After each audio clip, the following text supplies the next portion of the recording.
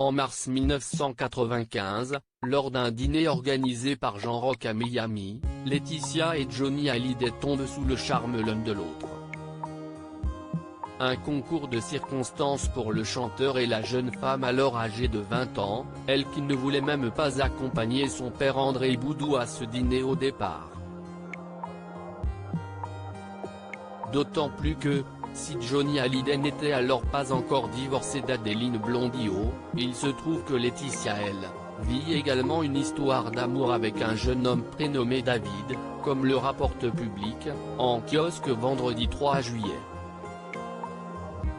De ce David on ne sait pas grand-chose, si ce n'est qu'à l'époque où il fréquentait Laetitia Hallyday, il était l'homme à tout faire de Jean-Luc Lahaye.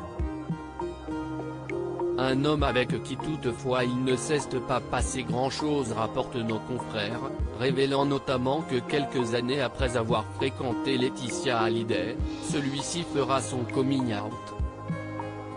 Alors que pendant ce temps, son ex-petite amie filait le parfait amour avec Johnny Hallyday, qu'elle a épousé le 25 mars 1996, soit près d'un an seulement après leur rencontre. Laetitia Hallyday passera son été à Saint-Barthélemy, une histoire d'amour qui aura duré plus de 20 ans, avant de brutalement s'interrompre à la mort du chanteur en décembre 2017. Une flamme que Laetitia Hallyday entretient cependant toujours, en rendant régulièrement hommage à son homme. Et ce, même si désormais elle semble filer le parfait amour avec Pascal Balland, qu'elle a récemment retrouvé à Paris pendant quelques jours avant de s'envoler pour l'Italie.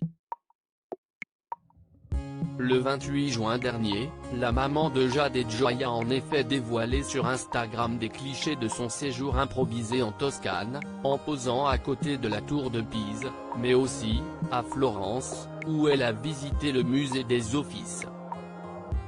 Un petit séjour façon Dolce Vita, avant de retourner en France jusqu'à la fin du mois de juillet, d'où ensuite elle prendra un avion direction Saint-Barthélemy, où elle pose chaque été ses valises.